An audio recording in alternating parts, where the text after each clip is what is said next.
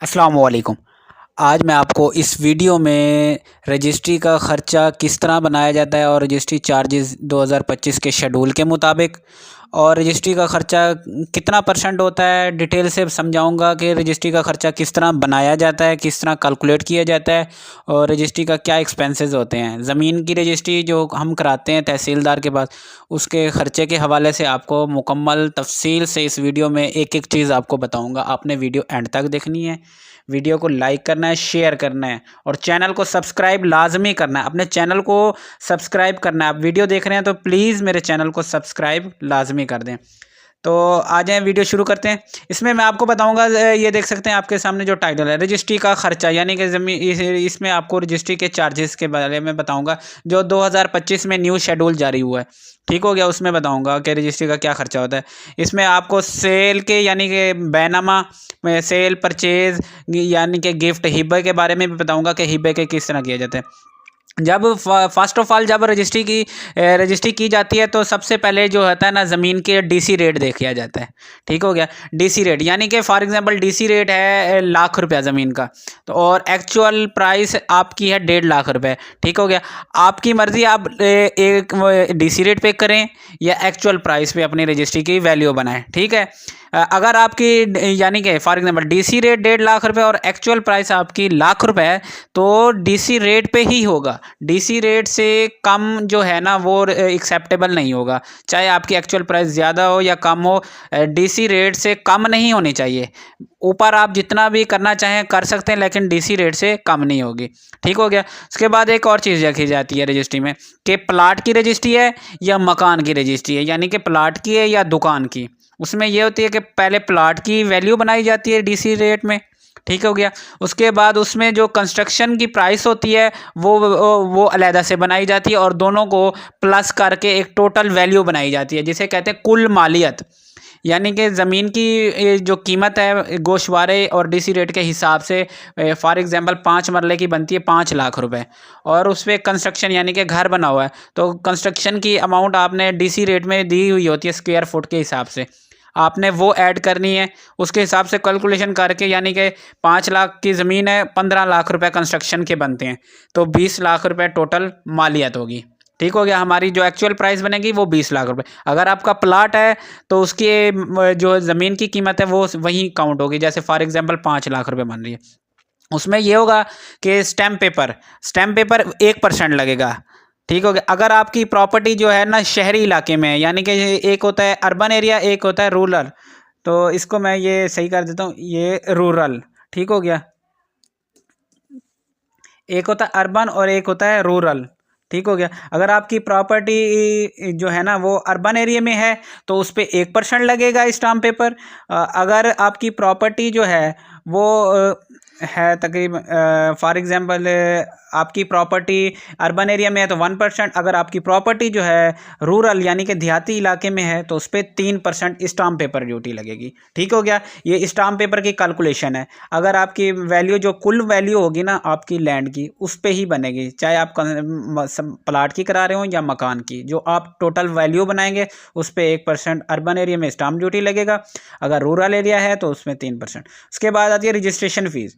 आपकी total price अगर मालियत 5 लाख रुपए तक है तो 500 रुपये जो है ना वो स्टाम्प पेपर वाले चलान में प्लस होंगे। ठीक हो गया। अगर आपकी टोटल वैल्यू जो है, ठीक है, 5 लाख से ऊपर है, मोर देन है, तो उसमें 1000 रुपये जो है वो स्टैम्प ड्यूटी वाले चलान में प्लस होगा। इसका अलहदा से चलान नहीं बनेगा, इन दोनों का मिक्सचर चलान बनेगा। ठीक हो गया। ये आपको समझ आ गई होगी। 5 लाख तक होगी तो 500 रुपये, अगर 5 लाख से ऊपर होगी तो 1000 रुपये। ठीक हो गया। तीसरे नंबर पे होती है तहसील कौंसल फीस, जिसे टीआईपी कहते हैं।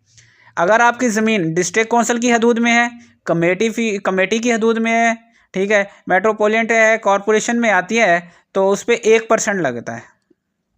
ठीक है। इसमें कमेटी की हदूद, डिस्ट्रिक्ट कौंसल की हदूद में 1% आपको तहसील कौंसल फीस लगेगी। अगर आपकी ज़मीन कैंटोनमेंट बोर्ड की हदूद में है तो उस पर 3% लगेगी तहसील कौंसल फीस। ठीक हो गया। इसका चलान जो है वो भी अलहदा से बनेगा, जो ये रजिस्ट्रेशन फ़ीस और स्टैम्प ड्यूटी का चलान एक साथ बनता है। ठीक हो गया। ये 3 चीज़ें आपको समझ आ गई। उसमें चौथी चीज़ होती है एडवांस टैक्स, यानी कि 236 के, जो कि मुश्तरी की ज़िम्मे होते हैं, परचेज़र जो होता है ना उसके ज़िम्मे होते हैं।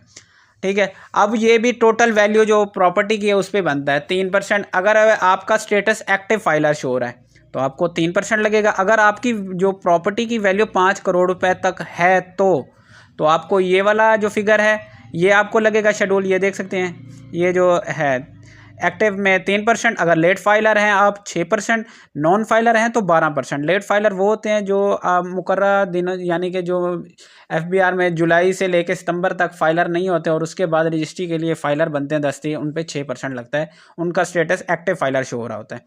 अगर आपकी प्रॉपर्टी 5 से 10 करोड़ तक है, 5 करोड़ से ऊपर यानी कि 5 करोड़ 1 रुपये से ऊपर 10 करोड़ रुपए तक, तो आपको लगेगी तो ये 3.5% एक्टिव फाइलर को, 7% लगेगी लेट फाइलर को, 16% नॉन फाइलर को।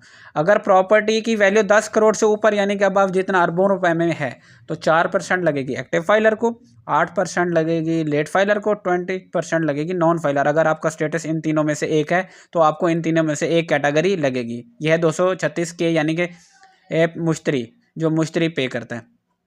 इसके बाद 5वें नंबर पे आ जाता है गेन टैक्स। ठीक है, गेन टैक्स 236C जो कि बाया की रिस्पॉन्सिबिलिटी होती है, ठीक हो गया, सेलर की। तो इसमें भी यही सेम है कि 5 करोड़ तक अगर आपकी प्रॉपर्टी की वैल्यू है तो 3% एक्टिव फाइलर को, 6% लेट फाइलर, 10% नॉन फाइलर। इस तरह अगर आपकी प्रॉपर्टी की वैल्यू 510 करोड़ तक है तो 3.5% active filer, 7% late filer, 10% non filer. ठीक हो गया, डिपेंड ऑन प्रॉपर्टी वैल्यू। ठीक है, अगर प्रॉपर्टी की वैल्यू 10 करोड़ से ऊपर है, ठीक है, तो 4% लगेगा एक्टिव फाइलर को, 8% लगेगा लेट फाइलर को, 10% लगेगा नॉन फाइलर को। ठीक हो गया, ये एफबीआर की, ये 236C का। ठीक हो गया, ये कंप्लीट मैंने आपको मेथड समझा दिया है। ठीक हो गया, इसके बाद होती है हमारी पेल्ड्रा फीस। पेल्ड्रा फीस फिक्स होती है 3000 रुपये। जो 3000 रुपये का चालान बनता है वो 3000 का बनता है। चालान बनाने का जो तरीका है वो भी मेरे चैनल पे मौजूद है वीडियो, उसमें मैंने रजिस्ट्री के कंप्लीट चालान बनाने का मुकम्मल तरीका उसमें बताया हुआ है और चालान बना के दिखाए हुए हैं। ठीक हो गया, उसके बाद एक और चालान बनता है कंपैरिजन फीस जो 100 रुपये का होता है। ठीक हो गया, 100 का एक और चालान बनता है। पेल्ड्रा फीस का 3000 का अलग बनेगा और ये कंपैरिजन फीस का 100 रुपये का अलग बनेगा।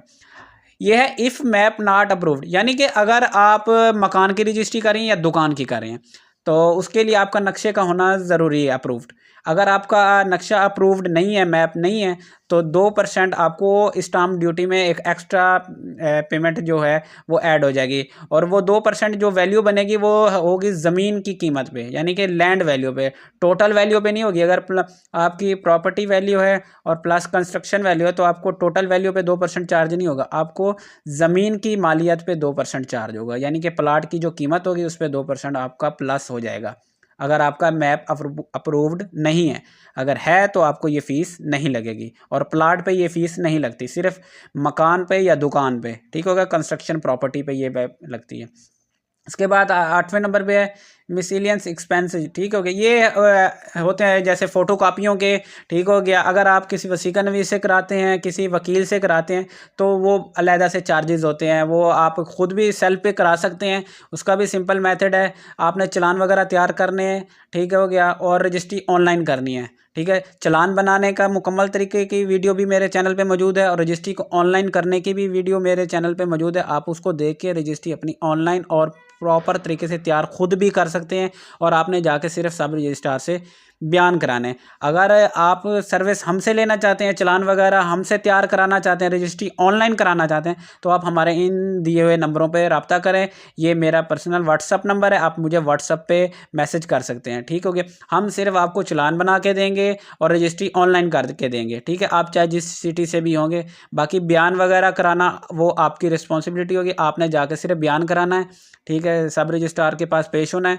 बाकी जो आपके डॉक्यूमेंट्स हैं वो हम आपको ऑनलाइन भी रेडी करके सारे आपको सेंड कर देंगे। ठीक हो गया, वीडियो पसंद आई हो तो चैनल को लाइक करना है, सब्सक्राइब करना है और